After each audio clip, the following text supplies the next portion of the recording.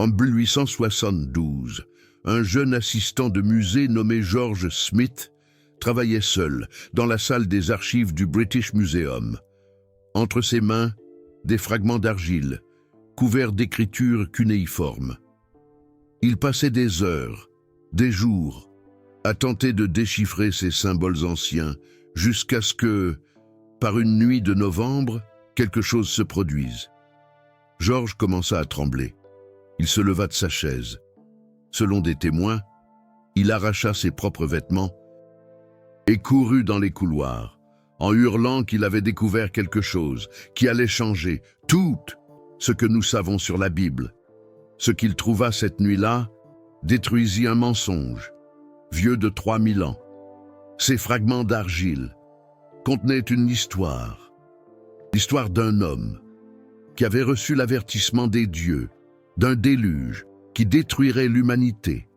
Un homme qui construisit un bateau géant qui embarqua des animaux par paire, qui flotta sur les eaux pendant des jours, qui lâcha des oiseaux pour trouver de la terre ferme, qui accosta sur une montagne, qui offrit des sacrifices aux dieux. Ça vous semble familier, n'est-ce pas? Ça devrait. Parce que cette histoire fut écrite sur l'argile, 1000 ans avant que Moïse n'écrive supposément. La Genèse, le nom du héros, n'était pas Noé, c'était Utanapishtim. Et l'histoire ne se trouvait pas dans la Bible. Elle était dans l'épopée de Gilgamesh, le texte le plus ancien de l'humanité. Spinoza, 200 ans avant cette découverte, le soupçonnait déjà.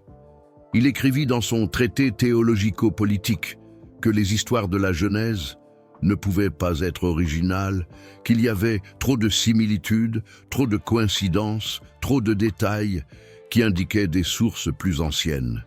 L'Église l'excommunia pour cela. On disait qu'il était fou, qu'il était hérétique, qu'il méritait de mourir. Mais la découverte de George Smith prouva que Spinoza avait raison. Depuis le début, et ce que je vais vous montrer dans les prochaines minutes, va bien au-delà de ce que George Smith a trouvé. Parce qu'il ne s'agit pas seulement de quelques ressemblances, ce sont exactement 47 détails identiques entre les deux histoires. 47. Je n'exagère pas. Chaque détail est documenté. Chaque détail est vérifiable. Chaque détail rend la coïncidence impossible. Et quand vous comprendrez ce que cela signifie, vous réaliserez qu'on vous a trompé toute votre vie sur l'origine de votre foi. Laissez-moi vous raconter comment cette fraude a commencé. Vers 587 avant Jésus-Christ, quelque chose de catastrophique arriva au peuple d'Israël. L'Empire babylonien, sous le commandement de Nabuchodonosor II, envahit Jérusalem. Le temple de Salomon fut détruit. L'élite judaïque fut traînée, enchaînée en Babylonie. Imaginez la scène, des prêtres, des scribes, des nobles, tous marchant à travers le désert, comme des esclaves. Et qu'est-ce qu'ils trouvèrent en Babylonie? Une civilisation beaucoup plus ancienne, beaucoup plus sophistiquée, avec des bibliothèques gigantesques, remplies de textes sacrés, avec des temples monumentaux, avec des traditions religieuses qui existaient depuis des millénaires. Les Juifs restèrent là-bas 70 ans, 70 ans. 2 générations entières naquirent et grandirent en Babylonie. Et pendant ce temps, les prêtres juifs eurent accès à quelque chose qui allait changer le judaïsme à jamais, les bibliothèques de Nippur et de Sippar. Dans ces bibliothèques se trouvaient des copies de l'épopée de Gilgamesh, se trouvaient les mythes de la création babylonien, se trouvaient des histoires de déluge, de jardins paradisiaques, de serpents qui trompent les humains, de tours qui tentent d'atteindre les cieux. Les prêtres juifs lurent tout cela, absorbèrent tout cela. Et quand ils retournèrent finalement à Jérusalem, en 516 avant Jésus-Christ, ils ramenèrent avec eux quelque chose de nouveau, quelque chose qui n'existait pas avant l'exil. Ils ramenèrent la Genèse, telle que nous la connaissons. Spinoza fut le premier À s'en apercevoir, il analysa le texte hébraïque original et trouva des preuves de multiples auteurs, des styles différents, des vocabulaires différents, des contradictions internes qui n'avaient de sens que si le texte avait été monté à partir de sources différentes. Mais à cette époque, personne n'avait les preuves que nous avons aujourd'hui. Maintenant, laissez-moi vous montrer les 47 détails, identiques, et soyez attentifs. Parce que chacun d'entre eux est un clou dans le cercueil de l'originalité biblique.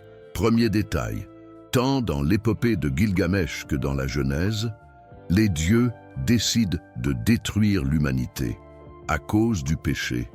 Dans la version babylonienne, les humains faisaient trop de bruit et les dieux ne pouvaient pas dormir. Dans la version biblique, les humains étaient mauvais. La structure est identique. Des dieux insatisfaits décident d'une extermination totale. Deuxième détail, dans les deux histoires, un dieu avise un homme spécifique du déluge qui va arriver.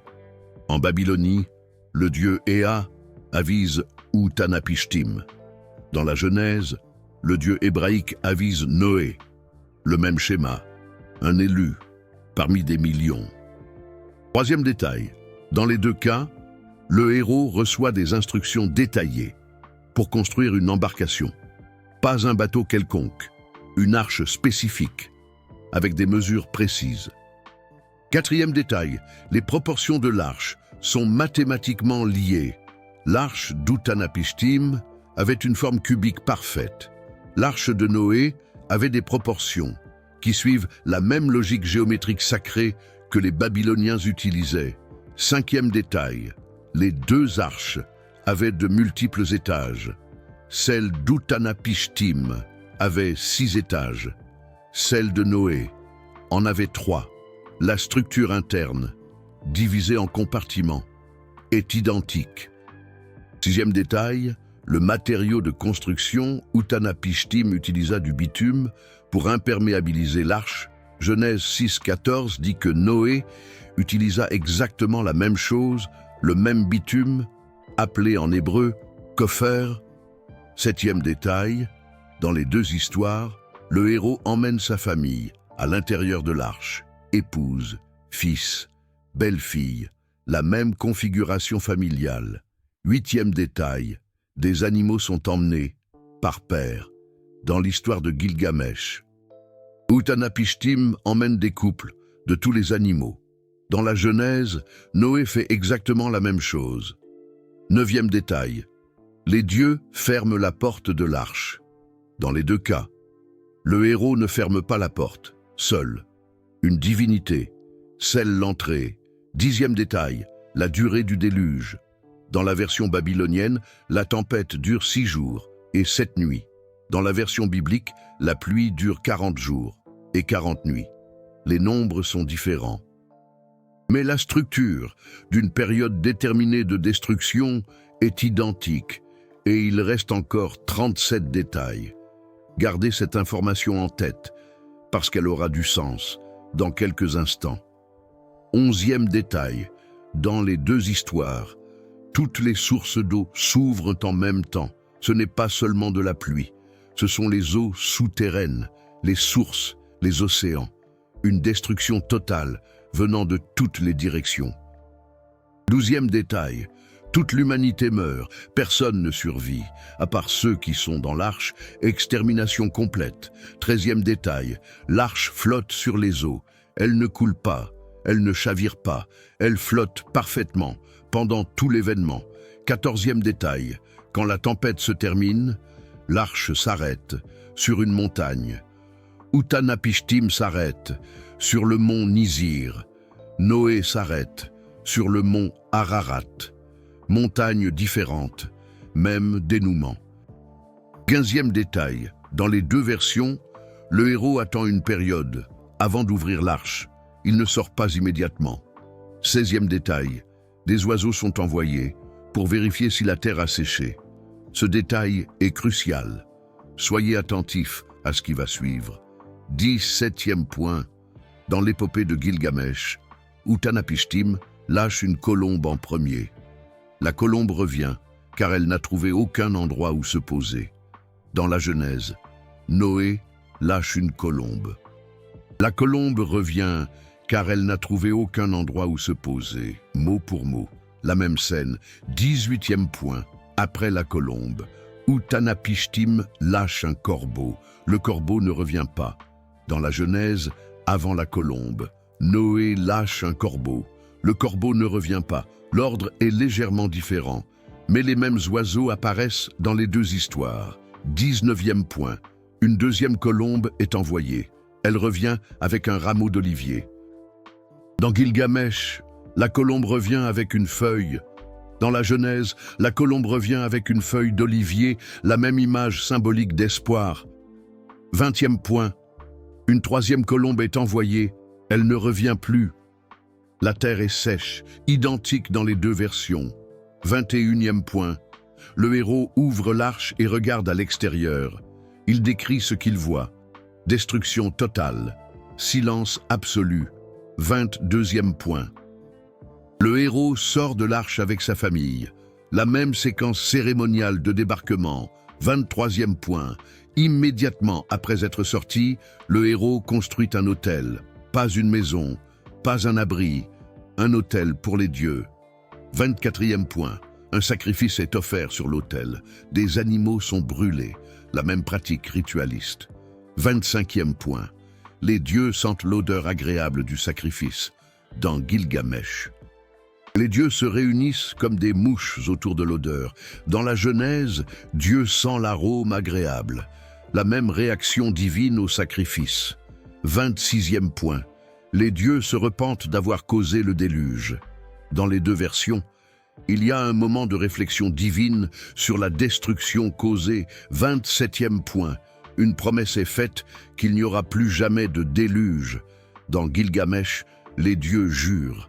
Dans la Genèse, Dieu fait un pacte. La même garantie divine.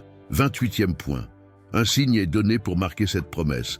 Dans la version biblique, ce signe est l'arc-en-ciel.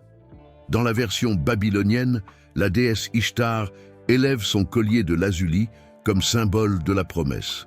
Calmez-vous, car la partie la plus révélatrice arrive maintenant. 29e point. Le héros reçoit une bénédiction spéciale après le déluge.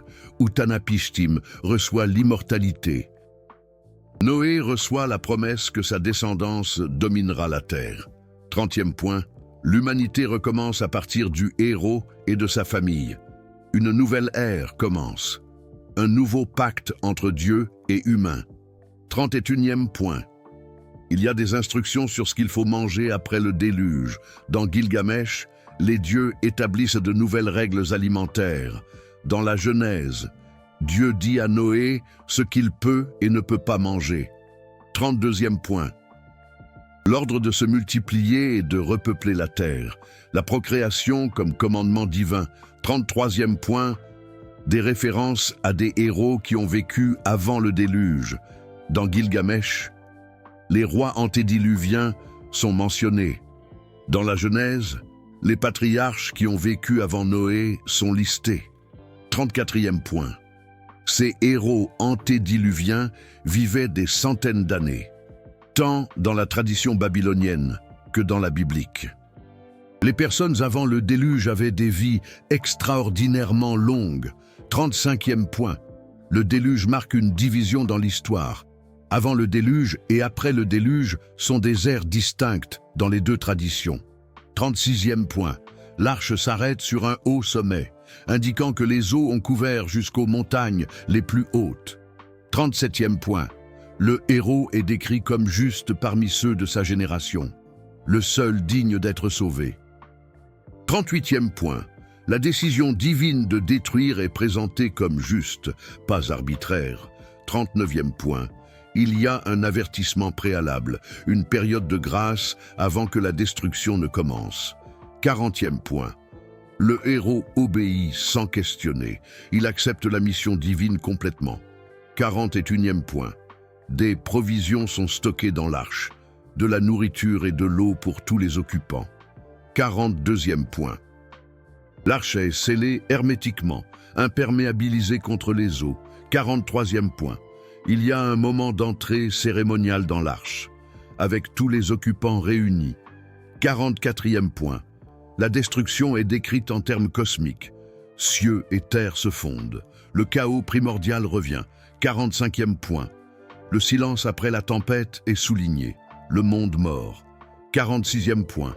La terre apparaît graduellement, pas d'un seul coup. 47e point. Le héros marque le passage du temps pendant le déluge, en comptant les jours. 47 détails. 47. Et vous savez quelle est la probabilité que deux histoires indépendantes aient autant d'éléments identiques par pure coïncidence? 0. Mathématiquement impossible. Spinoza a compris cela 200 ans avant que nous ayons les tablettes d'argile pour le prouver. Il a utilisé la raison pure. Il a analysé le texte.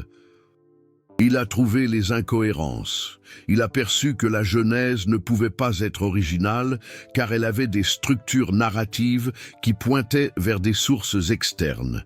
Et à cause de cela, le 27 juillet 1656, la communauté juive d'Amsterdam a prononcé contre lui le hérem le plus sévère jamais enregistré, excommunié, maudit, banni.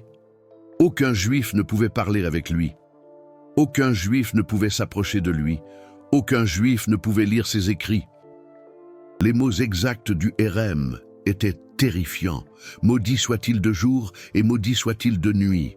Maudit soit-il quand il se couche et maudit soit-il quand il se lève.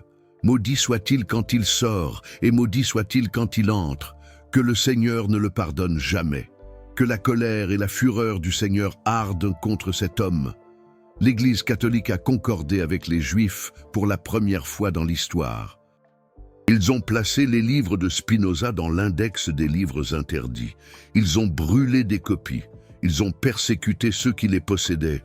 Un assassin a été envoyé pour le tuer à Amsterdam. La lame a déchiré son manteau, mais n'a pas atteint sa peau. Pourquoi tant de peur d'un philosophe qui ne faisait que poser des questions? Parce que si l'histoire de Noé est une copie, quoi d'autre est une copie? Et cette question mène à des endroits très inconfortables. Parce que ce n'est pas seulement le déluge que les prêtres juifs ont trouvé à Babylone, ils ont trouvé l'Enuma Elish, le poème de création babylonien, un texte qui commence avec les eaux primordiales, avec des ténèbres sur l'abîme, avec un Dieu qui sépare les eaux d'en haut des eaux d'en bas, avec la création en étapes ordonnées, avec le repos divin après avoir complété la création. Genèse chapitre 1 est pratiquement une traduction de l'Enuma Elish, avec les noms des dieux changés. Ils ont trouvé le mythe d'Adapa, un homme créé par les dieux, qui vit dans un jardin, qui a accès à l'arbre de la vie, qui est trompé et perd l'immortalité. Adam dans le jardin d'Éden et Adapa dans le jardin d'Éridu. Ils ont trouvé des histoires de tours gigantesques, de langues confuses, de villes détruites par le feu du ciel. Babel, Sodome et Gomorrhe, tout était là. Dans les bibliothèques de Babylone, attendant d'être copiées, et les prêtres juifs ont copié, je ne dis pas qu'ils ont fait cela de mauvaise foi. Ils croyaient probablement qu'ils préservaient des vérités universelles dans un nouvel emballage, qu'ils adaptaient une sagesse ancienne pour leur peuple, selon Spinoza, qu'ils retrouvaient leurs propres histoires dans les textes babyloniens. Mais le fait demeure, la Genèse n'est pas originale. Et l'Église le sait depuis longtemps. En 1902, des archéologues allemands, fouillant les ruines d'Assur, ont découvert une bibliothèque entière de tablettes cunéiformes. Parmi elles, des versions encore plus anciennes de l'histoire du déluge, des versions qui dataient de 2100 avant Jésus-Christ, plus de 1000 ans avant l'exil babylonien, plus de 1500 ans avant la supposée écriture de la Genèse. Lorsque ces tablettes sont arrivées dans les musées européens, l'Église catholique a fait quelque chose d'intéressant. Elle a créé une commission spéciale pour analyser les découvertes. Cette commission, formée de théologiens et non d'archéologues, a conclu que les similitudes étaient la preuve d'une tradition universelle du déluge. Vous comprenez la gymnastique mentale? Au lieu d'admettre que la Bible a copié, Ils ont argumenté qu'il y avait une mémoire collective d'un déluge réel, que toutes les civilisations ont enregistré de façon indépendante. Mais cette explication a un problème fatal. Si c'était une mémoire d'un événement réel, les histoires seraient pareilles dans les thèmes généraux. Il y aurait des similitudes vagues. L'eau, la destruction, les survivants. Il n'y aurait pas 47 détails narratifs identiques.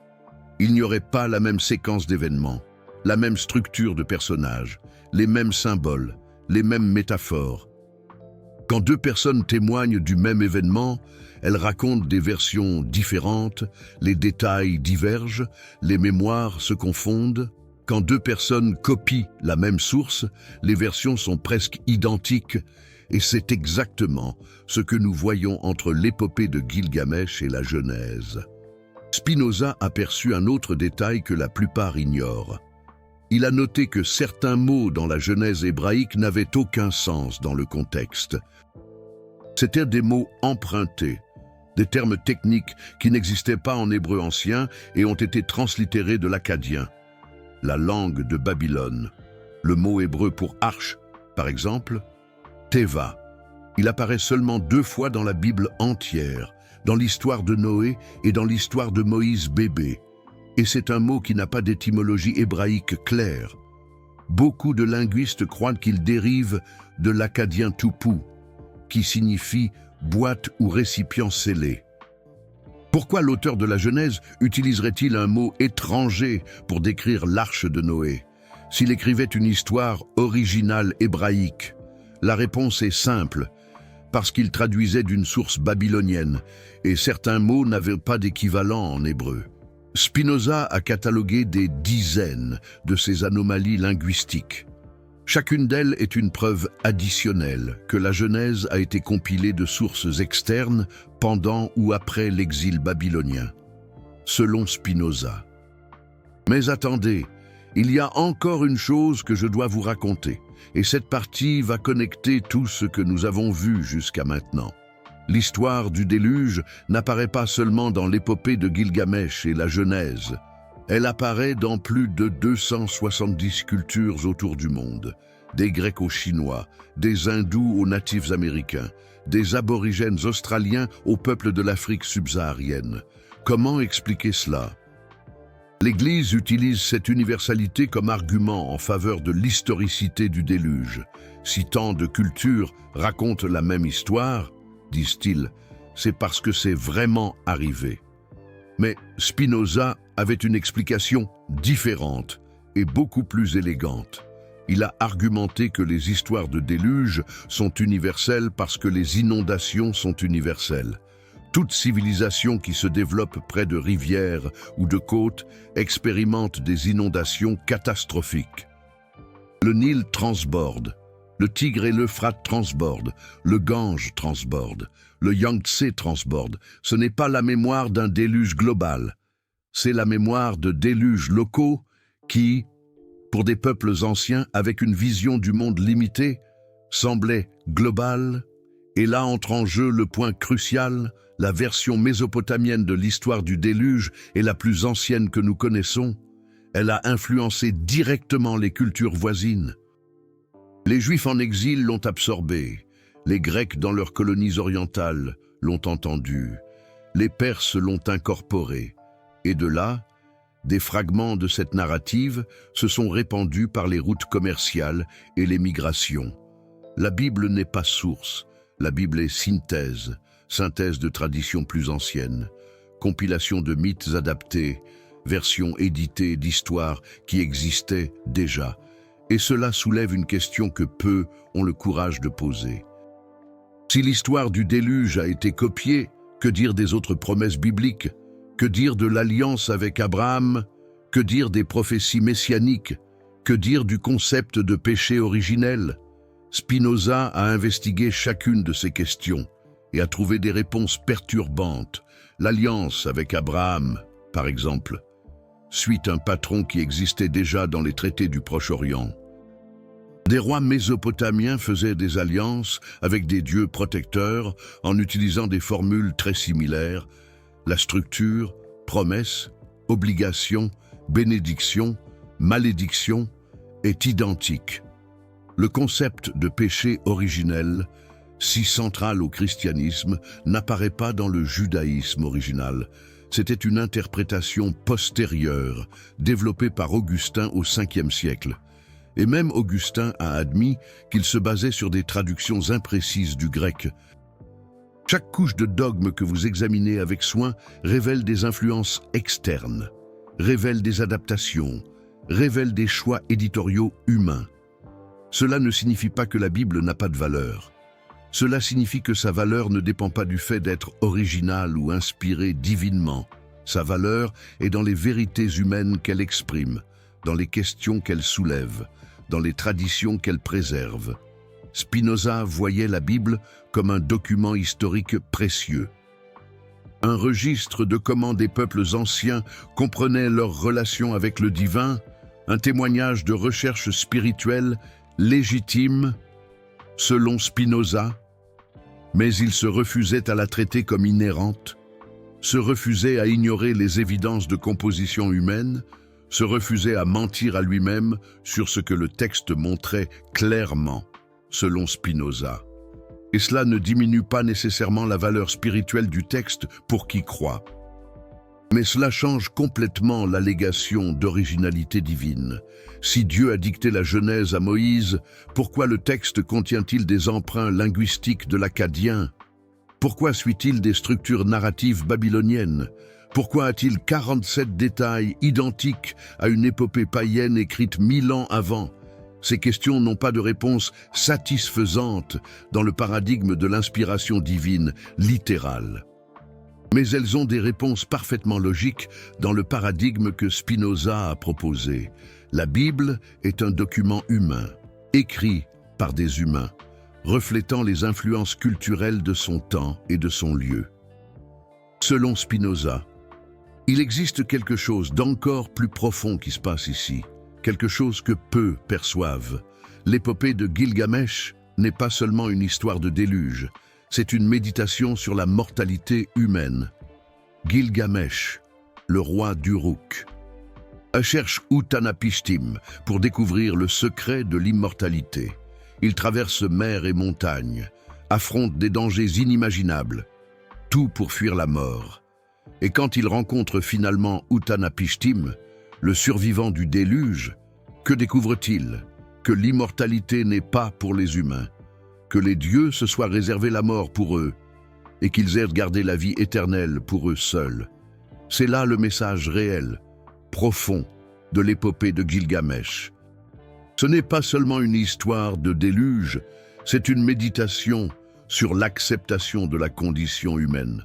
Les prêtres juifs qui ont adapté cette histoire pour la Genèse, ont-ils compris ce message, cette nuance, ou ont-ils simplement copié la structure, sans en saisir le sens le plus profond?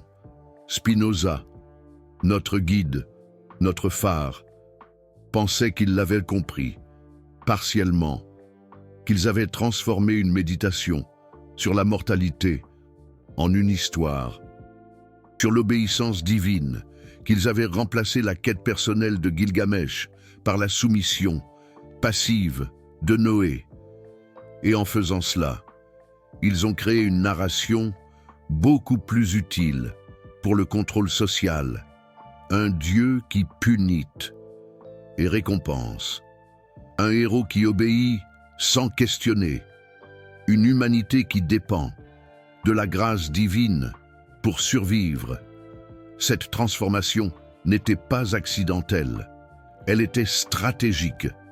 L'histoire originale de Mésopotamie célébrait la quête humaine de sens. La version biblique célèbre la soumission humaine à l'autorité, et cette différence explique beaucoup sur la façon dont les religions abrahamiques fonctionnent encore aujourd'hui. Mais il y a quelque chose d'autre que nous devons examiner, quelque chose qui va vous choquer, encore plus que les 47 détails que nous avons déjà vus. L'archéologie moderne a découvert que l'histoire du déluge en Mésopotamie n'était pas seulement une histoire, c'était un événement ritualisé, Les prêtres babyloniens récitaient l'épopée de Gilgamesh lors de cérémonies spécifiques. Le texte était utilisé pour enseigner la relation entre les humains et les dieux. C'était de la littérature sacrée, avant même qu'il n'existe de Bible. Et savez-vous quoi d'autre? Il existait au moins 3 versions différentes de l'histoire du déluge en Mésopotamie, la plus ancienne, et la version sumérienne, avec le héros appelé Ziusudra, puis vint la version akkadienne, avec Atrahasis comme protagoniste, et enfin, la version que nous connaissons le mieux, avec Utanapishtim, dans l'épopée de Gilgamesh. Chaque version était plus élaborée que la précédente. Chaque version ajoutait des détails. Chaque version affinait la narrative. Et la version biblique, c'est la dernière de cette chaîne, la plus raffinée, la plus éditée. Celle qui est passée par le plus de mains avant d'arriver à sa forme finale, cela explique pourquoi la Genèse semble si polie. Comparée aux versions mésopotamiennes, ce n'est pas parce qu'elle a été inspirée divinement. C'est parce qu'elle a traversé des siècles de raffinement littéraire avant que les Juifs ne l'adaptent. Spinoza avait compris ce processus de transmission textuelle. Il avait perçu que les textes religieux ne surgissent pas. De nulle part, ils évoluent, ils sont copiés, édités, adaptés, réinterprétés, et la Genèse est un exemple parfait de cela. Il y a un autre détail que presque personne ne mentionne. Dans la version sumérienne originale, Ziusudra ne construit pas une arche, il reçoit un bateau, déjà prêt, des dieux. C'est la version akkadienne qui a introduit l'idée de construire l'embarcation, et c'est la version de Gilgamesh qui a détaillé les mesures et les proportions. La Genèse a copié cette version la plus élaborée, celle qui avait le plus de détails, de construction, celle qui semblait la plus réaliste. Pourquoi cela importe-t-il? Parce que cela montre que les auteurs de la Genèse étaient en train de choisir consciemment. Ils ne transcrivaient pas une révélation divine. Ils sélectionnaient des éléments de différentes versions pour créer la narrative la plus convaincante possible. Et c'est exactement ce que Spinoza argumentait au XVIIe siècle, sans avoir accès aux tablettes d'argile, sans connaître les versions sumériennes ou akkadiennes, juste en utilisant la logique et l'analyse textuelle. Il est arrivé aux mêmes conclusions que l'archéologie confirmerait 200 ans plus tard. La raison pure, comme il disait, est le chemin le plus SR vers la vérité. Maintenant, laissez-moi vous raconter ce que vous pouvez faire avec cette information. Premièrement, comprenez que connaître l'origine ne signifie pas rejeter la valeur. Vous pouvez reconnaître que l'histoire de Noé a été adaptée de Gilgamesh et encore trouver du sens en elle. Les mythes véhiculent des vérités archétypiques indépendamment de leur origine historique. Deuxièmement, utilisez cette connaissance pour questionner d'autres allégations d'originalité. Si on vous a dit toute votre vie que la Bible est unique et sans parallèle, maintenant vous savez que c'est faux. Et si on vous a menti sur cela, sur quoi d'autre vous a-t-on menti? Troisièmement, recherchez les sources primaires. Lisez l'épopée de Gilgamesh. Elle est disponible dans des traductions accessibles. Comparez vous-même, voyez de vos propres yeux les 47 détails que j'ai listés. Quatrièmement, comprenez que Spinoza a payé un prix élevé pour ses vérités. Il a été excommunié, persécuté, presque assassiné, et pourtant, il a continué, parce qu'il croyait que la vérité, peu importe qu'elle soit inconfortable, est toujours meilleur que le mensonge. Réconfortant, Spinoza a vécu les 20 dernières années de sa vie dans un relatif isolement. Il travaillait à polir des lentilles pour des instruments optiques, un travail humble qui lui rapportait suffisamment. Ou pour survivre, mais la poussière de verre qu'il inhalait tous les jours a détruit ses poumons. Il est mort en 1677 à 44 ans, probablement de tuberculose, aggravée par la silicose. Il est mort pauvre, il est mort seul, il est mort sans voir ses idées acceptées, mais il a laissé des écrits qui ont révolutionné la philosophie, l'éthique démontrée en ordre géométrique, le traité théologico-politique, des textes qui ont influencé Hegel, Nietzsche, Einstein. Freud, Einstein a dit un jour qu'il croyait au Dieu de Spinoza, un Dieu qui n'est pas une personne, qui ne juge pas, qui ne punit pas, un Dieu qui est la nature elle-même, opérant selon des lois éternelles. Cette vision est née des mêmes questions que nous avons posées aujourd'hui. Si la Bible n'est pas originale, qu'est-ce que Dieu? Si les textes sacrés sont humains, qu'est-ce qui est sacré? De Spinoza a répondu: la nature est sacrée, la raison est sacrée, la quête de la vérité est sacrée. Et cette réponse a résonné à travers les siècles, a influencé des penseurs qui ont changé le monde. Goethe lisait Spinoza obsessivement. Beethoven avait l'éthique sur sa table de chevet. Borges lui a dédié des poèmes.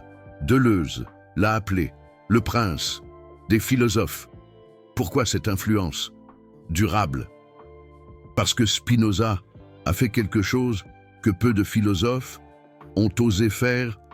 Il a appliqué la raison pure à des questions que tous considéraient comme intouchables.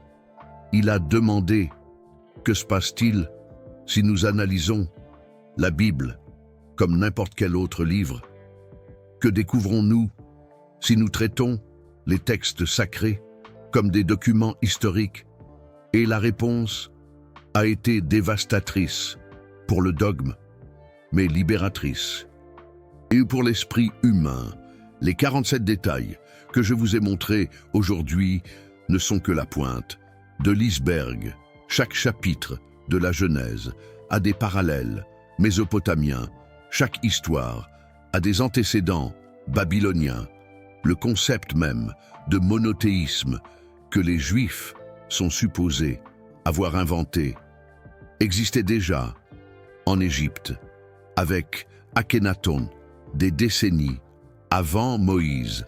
L'originalité biblique est un mythe très bien construit, très bien défendu, très bien protégé par des siècles de censure et de persécution.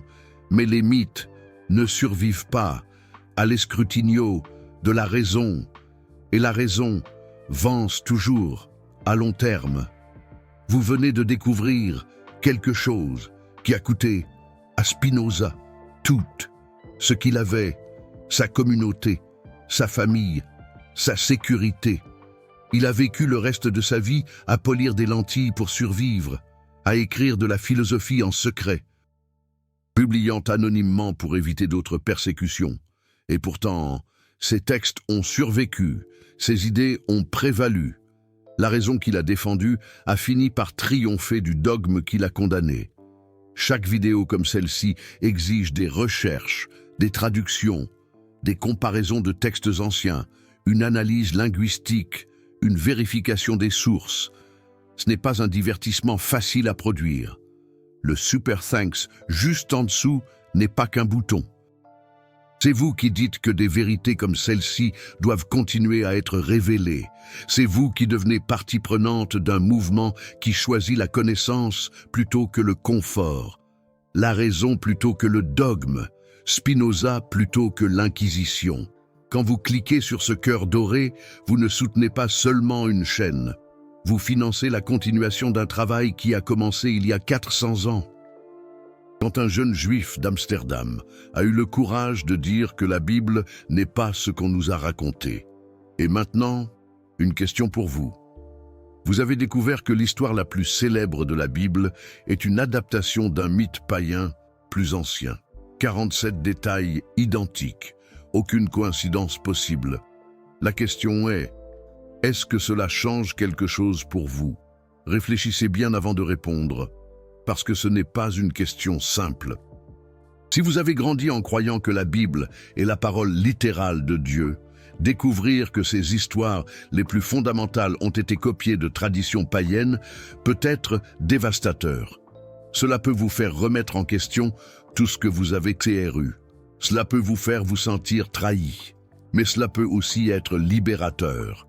Parce que quand vous arrêtez de traiter la Bible comme un livre magique et que vous commencez à la traiter comme un document humain, vous gagnez quelque chose de précieux. Vous gagnez la liberté de questionner, la liberté de désaccord, la liberté de trouver votre propre chemin spirituel sans dépendre d'autorités externes. Spinoza l'a découvert au XVIIe siècle et il a payé le prix le plus élevé. Mais il a aussi trouvé une paix que peu de religieux connaissent. La paix de vivre en harmonie avec la vérité, pas en guerre contre elle. Comme le disait si bien Montaigne, « Tim raison, la vérité importe. » Peu importe à quel point elle fait mal. Je préfère savoir que Noé est une copie d'Utanapishtim plutôt que de vivre dans une illusion confortable. Tim foi, les origines n'importent pas. Ce qui importe, c'est le sens. L'histoire de Noé m'enseigne l'obéissance, le salut, le recommencement. D'où elle vient est irrélévant. Quelle équipe êtes-vous? Commentez maintenant. Je veux savoir où vous vous positionnez et si vous connaissez quelqu'un qui a besoin de voir ça. Quelqu'un qui croit encore que la Bible est complètement originale, envoyez cette vidéo à cette personne, parce que la vérité ne peut pas rester cachée pour toujours. George Smith l'a trouvée en 1872. Spinoza l'a intuée en 1670. Et maintenant, vous la connaissez en 2025. Ce que vous en faites est votre choix. Mais une chose est sûre. Après avoir vu cette vidéo, vous ne regarderez plus jamais l'histoire de Noé de la même manière. Et c'est peut-être exactement ce que Spinoza voulait, que nous nous réveillions, que nous questionnions, que nous recherchions la vérité avec le même courage qu'il a eu.